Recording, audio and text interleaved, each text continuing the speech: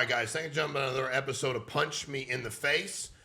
I got a guy who, I don't think he wants to get punched in the face, but he can get punched in the face. Yep. My buddy Ethan McKinney. How you doing, Ethan? Good. How you doing? I'm doing good. So now, this is called From McDonald's to, how much are you going to make this year, Ethan, in real money? 2023. What will your income be? Anywhere from 180 to 200 grand. Okay, so you'll make 180 to $200,000. Yeah. Okay. And how long have you been in the life insurance business? About full-time 2 years. Full-time 2 years. You're working at McDonald's? Yep. Graduated high school. Well, actually, I want you to tell me your story. Tell me your story. Like, however you feel like telling me that story. If you want to start from when you were 5 years old at a birthday party, you can. If you want to start from high school. Ethan's getting good at talking more. He'd be good on deposition. He does a lot of yes, no. But tell us who Ethan McKinney is. Okay. Yeah. So I remember when I first met you and Trevor was back in the Little League days, like around age 11 or 12. Leading home run hitter in the All-Star team. Right here. I hit him ninth. He didn't like that, but leading home run hitter, right? True story. Yep. Center fielder. And I remember you had hosted a party for the All-Stars after the season at your house. And I remember seeing it, and it was one of the nicest houses I've been to. I wasn't really around money and stuff like that. So I remember asking you, what you did for a living, because I'm like, he definitely doesn't play basketball. He doesn't play sports. Doesn't seem like he makes music or anything, So what exactly do you do? And then I remember Trevor saying that you were in the insurance business, life insurance. So first thing come to my mind is like State Farm or Allstate, that kind of thing. Yep. And then I remember, we went to a couple basketball games, a couple NBA games. And I remember you said something to me that, when I turn 18 and I want a job, you can help me get a job and I can afford my own tickets. And that kind of just stuck with me through the time. And I remember my senior year in high school, that's when COVID had breaking out. And they sent us home for 2 weeks and we never went back. And at the time, I had a job at McDonald's. And instead of doing a bunch of online classes, I'm like, I just want to try and get as many hours at McDonald's as I can. So I just started doing that, working maybe 30 to 40 hours a week. What were you making an hour at McDonald's? $11 an hour. Okay. And for me, it was great. I started making some money and just started buying all the things that I never had before, just a bunch of clothes, a bunch of shoes, just doing all that. And that's when I realized, like, this is nice. I want to, it'd be nice if I could make some good money. So I remember seeing you in the drive-thru a couple of times. You'd come around. I was a big McDonald's fan. Yep. We weren't that much in touch at the time. But I remember I had texted you. I still had your number. And I was 17 at the time. And I was like, hey, Sean, I'm turning 18 soon. I know you said you'd offer me a job. And you had introduced me to someone that worked at the office in Connecticut. And that's when I went to one of the first meetings there and just was listening. I was kind of in and out, wasn't really paying attention. It was a long day. It was probably like an 8-hour meeting or something. And then I remember one lady, she was speaking there, and she mentioned that she made anywhere from 30, 40 grand a month. And then instantly I kind of like got up. Paid attention. Let me start paying attention. I didn't know that was going on. I had no idea it was insurance or anything like that. I was just willing to do whatever I wanted to do. So I knew I didn't want to go to college at the time, but my mom was kind of forcing that upon me. But she wasn't paying for it, and I didn't really have any scholarships like that, but I didn't know what else to do, so I just did 1 year. And then I turned 18, and I got my insurance license. And, I really didn't want to go to school. I just wasn't in it. I was online, and I was trying to sell insurance at the time. And I remember I told my mom, I went to a convention in Florida down here in Miami, and I remember telling my mom, like, hey, I really want to give this a good shot at it, and this is what I want to do. So I was just constantly going on the phone. She didn't want me to not go to school. So I told her, just, give me 1 year. I'll take 1 year off, see what I can do, and then I'll go back if I have to. And I remember that first year, I didn't do too well. I was in and out of it, but made maybe like 40 or 50,000 or something. But to me, that was cool because I was able to make money on my own. A lot more than McDonald's. Yeah, and I was able to make money on my own, not having to clock in at a job or anything. And I just thought that was, really cool that I was able to do that. And, and after that 1 year, I really never looked back. I still had my struggles, ups and downs, but I just knew from that moment that if I could do that, there's no reason I can't just keep increasing that each year if I just get better and better. So crazy. First of all, a couple things. You think like you meet people, you need to do the same thing as you move on in your life, right? Yeah. Like I've told a lot of people that I've gone to games with, hey, dude, when they go, man, these are great tickets, I go, you could buy your own. Yep. One day. I've told a lot of people, you could go achieve this. And most people don't listen to it all. They don't pay attention. And then I remember saying that to you, which is funny that you paid attention. And I remember what you said to your mom, too. She had to negotiate. First of all, you don't mess with your mom. Yeah. Because your mom, she don't take no shit, Yep. which I love. And your mom worked really hard raising you. Yep. Right? Did your mom, make crazy good money? No, she didn't have a job until I was 17, 18. Got it. So you guys, money wasn't it wasn't like you're rich. Yep. You're getting by. Life is good. Mom worked hard when your mom started working. Stepdad, dad, you're making it happen. Yep. And you're working at McDonald's. By the way, I swear, Andrew, if you look it up, I think 30% of people have worked, they say in America, has worked at McDonald's. I worked at McDonald's. 30%, I think it was. So you went from McDonald's, $11 an hour. Yep. And then when you go in life insurance, what do you think you make in an hour? Let's take the hours you work a week and what you make. What do you think you make an hour? I'm not too sure. So you make if you make $200,000 a year, Yep. then $2,000 a week is 100. Yep. So $4,000 a week is 2. How many hours you think you're working? Probably 50, 60. Okay. So if you're making $4,000, if you were working 40, Andrew, do 4,000 divided by 50. What do you think? 50? 51, 52? Yeah, we'll call it 50. Call it 50. What's that give me? 80 bucks an hour. Does that sound about right? 80 bucks an hour, a lot better than 11. Yeah, And it's your own schedule, exactly. your own deal, right? And but you think about how crazy that is. Now, when you asked me what I did for a living, you asked me, was that something were you always intrigued by what people did? Were you always intrigued by how people made money? When did that start happening for you? I was never really surrounded by any successful people, especially Montville, Connecticut. There's not, I didn't have that many friends that had, lots of money. So I remember being friends with Trevor, and like I said, you were in a nice neighborhood and had one of the nicer houses, and I knew you didn't play sports or anything like that. Thought I wasn't still playing in the NFL or NBA. Thought I was retired. So I figured there had to be some other way. But isn't that funny to you? The ways to make money was either it's a professional athlete, Yep. or somebody who's a celebrity, musician, or whatever, to have really good shit. Exactly. Yep. That was your frame of mind, not because nobody ever in your life you knew were businessmen, businesswomen, that kind of stuff. Yep. So then when I told you it was life insurance, what'd you think?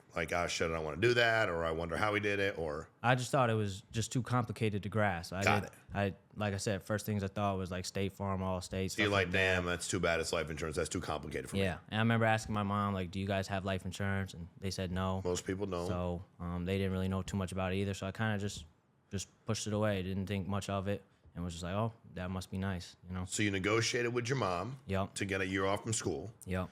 Then you moved from Connecticut to Florida. North Carolina. North first. Carolina first, that's right. Then Yep. to Florida. Yep. And all right, so what's the most you've ever had in the bank at one time where I was like, hey, Ethan, how much you have in the bank total? What's the most? Probably 120 grand. $120,000.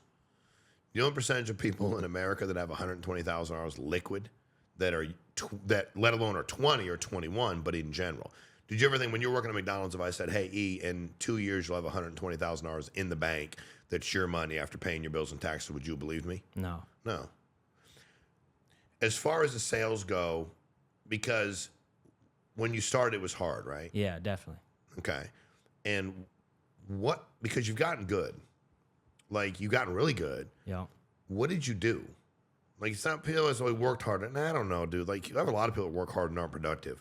What did you do that made you, because everybody needs life insurance. We get it. They have to have it. We have leads.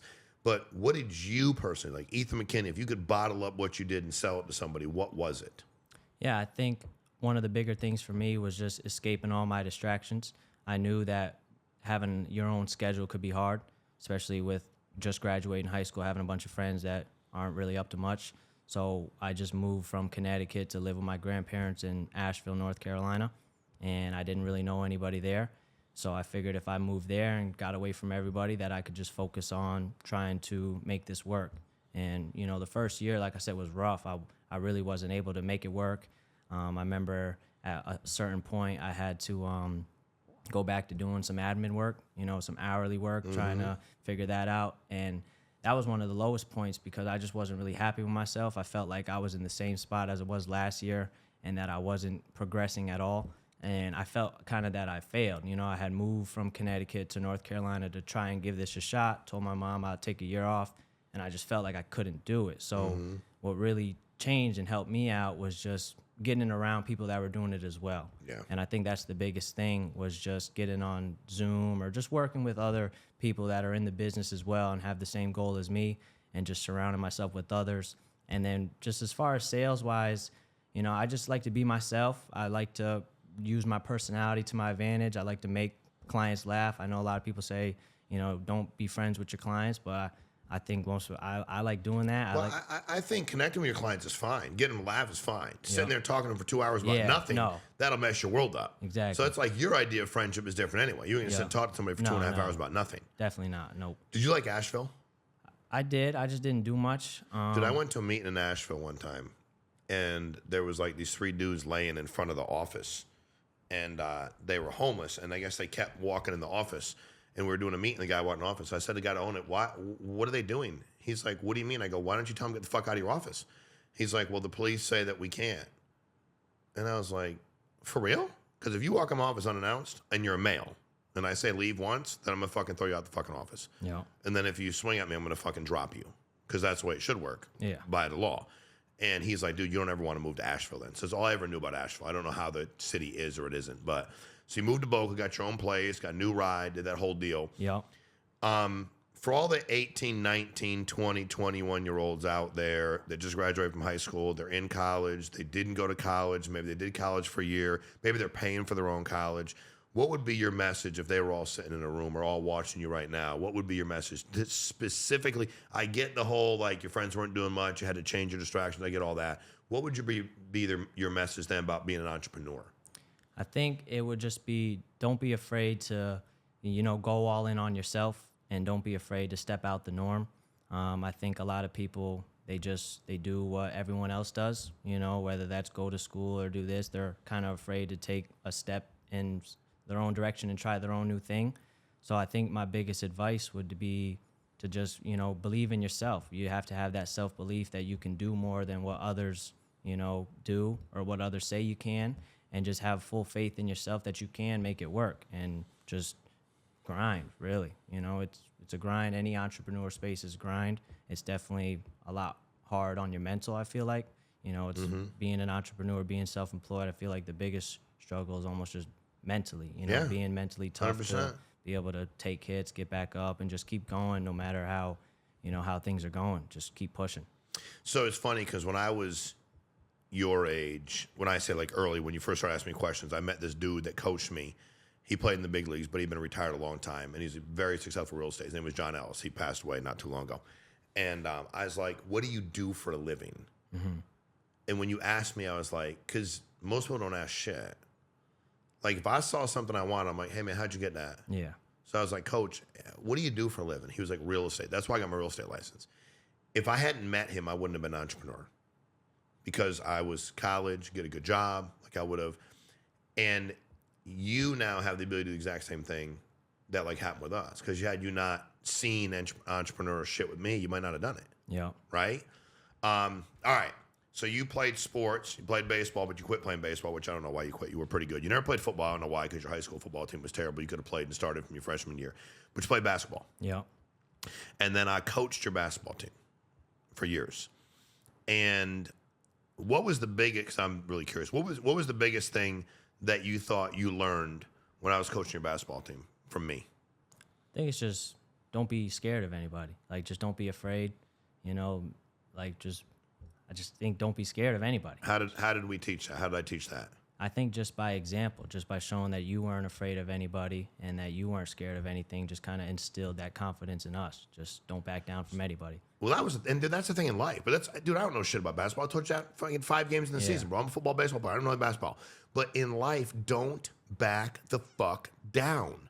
Exactly. Ever. And we go to these tournaments where, no offense, we had no business fucking beating some of the teams we beat. Exactly. And we did win some games. And but it was like, who gives a shit what people think? Who gives a shit how tall they are? Who gives a shit what ranking? Who gives a shit what college is going to? Who gives a shit? Who fucking cares? Then also you do that like when you're business and you bring a lot of the attention on you. Yeah. Meaning like, plus I enjoyed that. Like if people would yell, I like yelling back at them. Coaches yell, I like yelling at coaches, the ref, the fucking fans. You know what I mean? So they didn't have to bother y'all so you could go play basketball. And as far as you building a business, we have the ability, you go sell and you've sold a lot.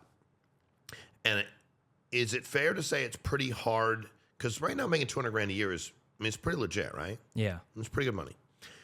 What is your goal financially? Whatever your goal is. What is Ethan McKinney's goal? If I say when you're 30, what does that financial picture look like for you? I really don't know. I really don't have like a set limit on myself. So I just know I just want to keep going more and more and more. I don't really have it. People ask me that a lot, but I just don't really have a set goal because I don't know what like a successful would look like. So I'm kind of just trying to keep progressing until I feel like I'm in a good spot. I think I battle, feeling like I'm not doing enough, feeling like I could do more, and saying proud of myself or happy where I'm at. I feel like. Are you proud of yourself?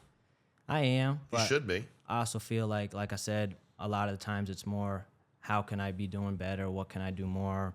And more like I'm not doing enough.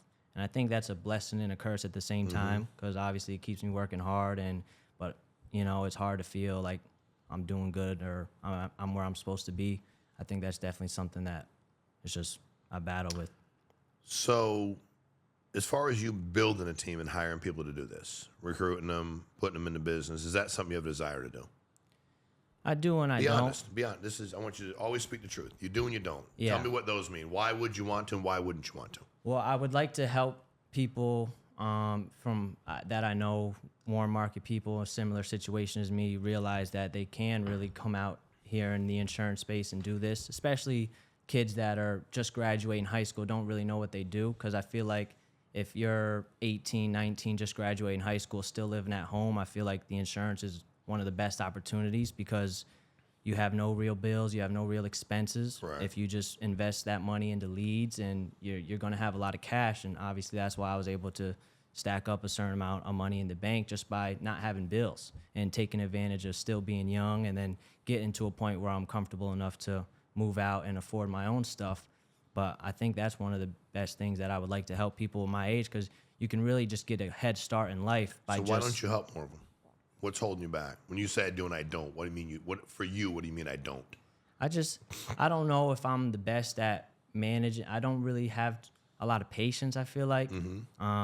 It's hard for me to try and get people to work as hard as me or try to, I'm not too good at that. I need to get better. I'm more to myself, and I keep a lot of stuff to myself rather than. Well, you're more of an introvert than extrovert. Yeah. Like if you're going to be in a meeting, you talk to one or two people, you're not going to go up and talk to 100 different people. Yep. That you don't know. Exactly. I feel like I really just like selling and, consistently, because with that, I can be consistent. I don't have to worry about other agents that might, cause issues or anything like that.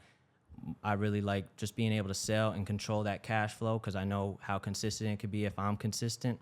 And I really want to start just using this as like a cash machine and using that money to invest in other stuff that might give me passive income. But I do want to hire at least.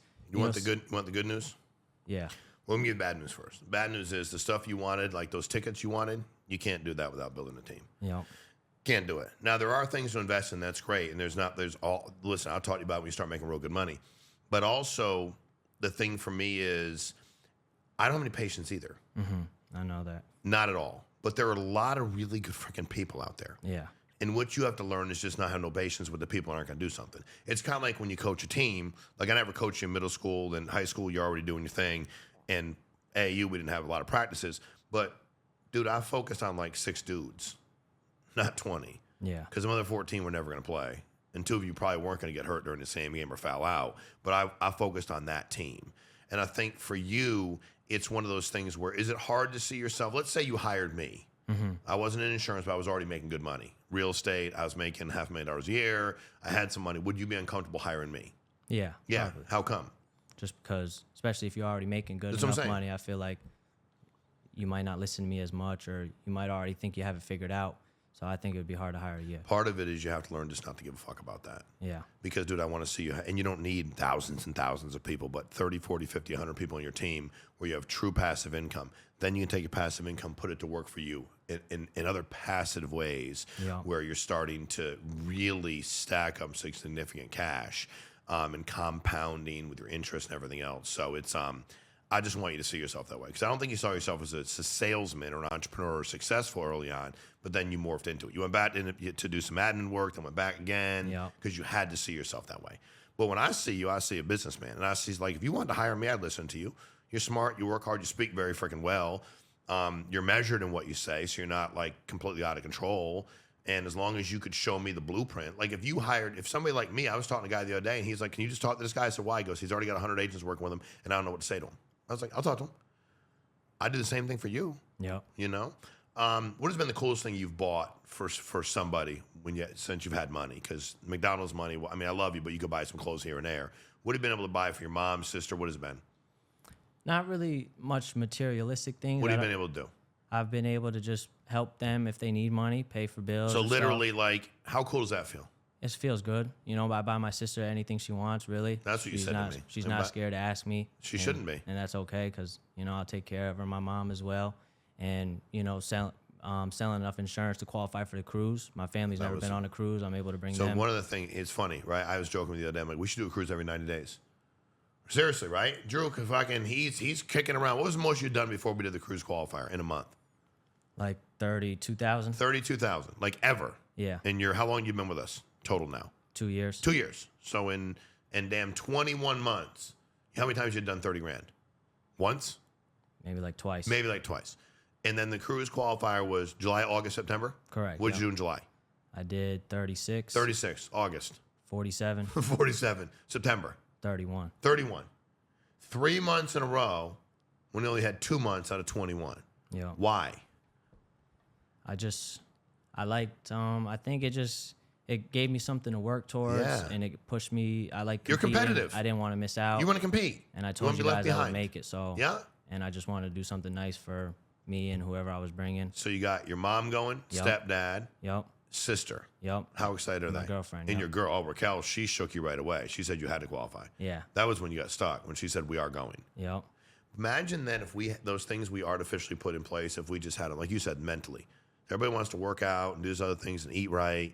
Like, what if you work on your fucking mind? Yeah. So now, could you do 30 grand every month? I can, yeah. Is that one of your goals? It is. It is? Yep, definitely. But it was your drop dead goal, July, August, September. Exactly. And I feel like if I could just keep that mindset all the time. Can you keep it? I can, yeah. What do you have to do to keep it?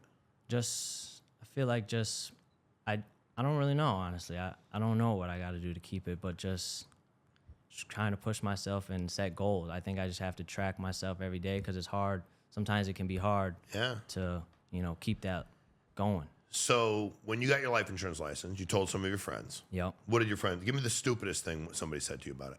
I heard someone say that we were scamming people or something. Scamming people. Yeah. So you talked to them and you're like, I'm getting life insurance, and they said to you, you guys are scamming people. Yeah. Based on what? Nothing. Really. Just because you're getting a life insurance license. Yeah, exactly. What else? What else did they say to you? That it wouldn't work, or you should go to school. Yeah. Dropping out would be dumb. Why do you think people say that? Just because they don't know. They really just don't know. I think they're just uneducated on the topic, and they're just so used to what people have been telling them that they're not used to someone taking a step outside the box. Do you know what that makes them? No. A fucking coward. Yeah. That makes them a fucking... See, and I'm not... Dude, you do whatever you want. Enjoy whatever you want. You might go, finger painting's the only way to make money. I'm totally cool with that. But when somebody goes to do something and you go, that can't be done because that would be something, then you're just cowardly. And dude, it's okay to be a coward. How would you know who's not a coward if we didn't have cowards? Yeah. And for me, it's like, if you said tomorrow, man, I took this pen, dude, and I'm making like $5,000 a month. I'm like, doing what? You're like, just using this pen, posting online, making $5 grand a month. They'd be like, good for you. Can I do it too? Yeah. You'd be like, I don't know. Let me see if you can do it. I wouldn't be like, that's the dumbest I've ever heard in my entire life. I'd be like, let me check that out. And we tend not to listen to people because we're scared. Because if I live in the illusion that nobody can make money, then I'm good. But if Ethan goes to make money and he makes money and I'm living in my illusion, I can fuck my illusion up. So now that people know you're doing good, some of them, right? Because they do know, right? They've seen like what you drive, where you live, the whole deal. Do you think some of them still haven't changed their tune? Probably. Probably. Yep. What do they say? Say anything to you? Say it to anybody else up there? What do they say to Gennaro when Gennaro says you're doing really good? I'm not too sure, actually. But they probably just don't believe it, or I I don't. It's really hard to know. believe. Yeah, it's hard to believe. Isn't it? It's hard for your good friends to believe, but at least the ones that are not cowards are like, hey, tell me more about it. Let me see. Yeah. Maybe it's not for you. Cool. Everything's not for me either. Certain things I don't want to do. All right, so you don't really have an income goal. You don't really have a goal next year. Like 24, do you even have an income goal in 24? Or is it just I'm going to keep working and see what I can do? Pretty much, but I don't want to go backwards. I just want to Okay. keep going up and just increasing and see where I can go from there. You know, I don't have a set goal. Maybe I should set one. I think that would help. I think you should. For a year, I don't think you set the next 5, but if you're like, I make 200 grand this year, is it so weird to go, you know what, dude, I definitely want to go backwards, but let me make 3 next year. Yeah. I want to make fucking $300,000. That way, halfway during the year, I've made 150. No, I haven't. Cool, I got to kick it in gear because you do need a scoreboard. Yeah. That's what competitors need, a fucking scoreboard. Exactly. You played basketball, you need a scoreboard. You need to see what was going on, see what the deal was. So you need one here too. Yeah. And I think that's important. If people are out there who, did you find out what percentage of people worked at McDonald's? 1 in 8. 1 in 8, so it's less than that. Okay, but still, that's fucking 1 in 8 in America worked at McDonald's. Holy shit! Did you cook too, or just work the drive-through? Just drive through. They never made you cook at all? I think you had to be 18 or something. Really? Yeah. So I didn't do drive through. Back then, I was 16, 17. Who knows what the rules were a long I time could be ago. wrong, though. So you just did the drive-through? Yep. Just took people's orders? Exactly. Did anybody ever cuss you out or say something stupid? Yeah. They of course. did? Yeah. For what? What was the dumbest thing somebody ever did? I remember one time this guy, he wanted sauce, and I didn't give him the right sauce, so he came back. For his nuggets? Yeah, so he came back to the window, and I gave it to him. I was like, I just started throwing the sauce at him. What did he say to you when he came out the window? Tell us exactly what he He's said. probably like, just, oh, give me my fucking sauce. I asked for this. He backed up or drove through my drive-through? He drove through, got out the car, and came back to the window. To the window on foot? Yeah, I think he said something like, I'll beat your ass or something. Over And- fucking sauce? Yeah. So, I remember Yo, nuggets will fuck people up, dude. So, You don't get the yeah. sauce. So So you threw that shit out. Yeah, I took the barbecue sauce, threw Good it back man. at him, like, you won't do shit. What'd he And- say? And he just left, got back Of in course his he car. did. And then Everybody's all talk. I would look back, make sure I was getting in trouble. My manager's laughing. They don't even care. So, Dude, nobody should treat you that way. no. But not think at all. about that. You get to come over to the fucking window and act that way. And there's a lot of, it's kind of funny. I remember when I got my job there, my manager was like 45. And by the way, everybody that works, I respect you work. I respect work. Dude, it doesn't matter to me. I respect you. But that person would always say to us when we were like they'd be like, dude, you're so stupid. You could be a manager here one day. And dude, there's nothing wrong with that at all. But I'm like, I just want to try to do something else. And then I can remember them just being like, you'll never find a better job. And I'm like, this is a great company. Like, I love the food. It's a great system. It's duplicatable. But why can't I do more? It's funny because we played, when I played high school football, my high school was right across the street from McDonald's in East Lyme. And they would schedule me to work Friday night. And I'm like, bro, I can't work. Like, I have a game, and then I come over after the game. And they're like, it's just schedule. You got to come over, So we'd play at like 7, get done at like 9, shower, change, listen to our coaches. I'd go in at 10. We stay open until 2. And the team that we just played came in a fucking bus inside. My buddy broke his arm and his jaw during the game. And they were talking shit. So the same deal. I hopped the fucking counter, but my boss was pissed. She's like, you can't do that. I'm like, I will fuck all these people up. Like, I had a purple hat on. They're making fun of me, talking shit. If people are out there, and at any age, but, if they're 18, 19, 20, and they're looking to see if this might make sense to them, and they want to connect with you about entrepreneur, anything they want to talk about, life insurance, should I get hired, can they reach out to you like on Instagram? Yeah. What's your Instagram? It's my name, Ethan McKinney, McKinney, with 2 Y's at the end. Got it. So they can just DM you, and if it's about don't waste his time. But if you are thinking, I can't go make money, and you know what? I'm 18, 19, 20, and I listen to this podcast, but shit, you ain't 20, Sean. I don't trust you. Fine. Ethan just turned 21 Yep. a few days ago. Yep. So he made his first $200,000 in a year when he was 20 for most of the year. Yep. Which, give you an idea, like you thought I had a bunch of nice shit. I never made my first $200,000 in a year was when I was 29, 30. I had to make $1 million a year until I was like 43. So you're fucking well ahead of where I was. It's just a matter of how much you do from here. Yeah. So, listen, man, from McDonald's to multiple 6 figures and up. And you are a businessman, dude. I'm proud of you. I'm proud of what you do.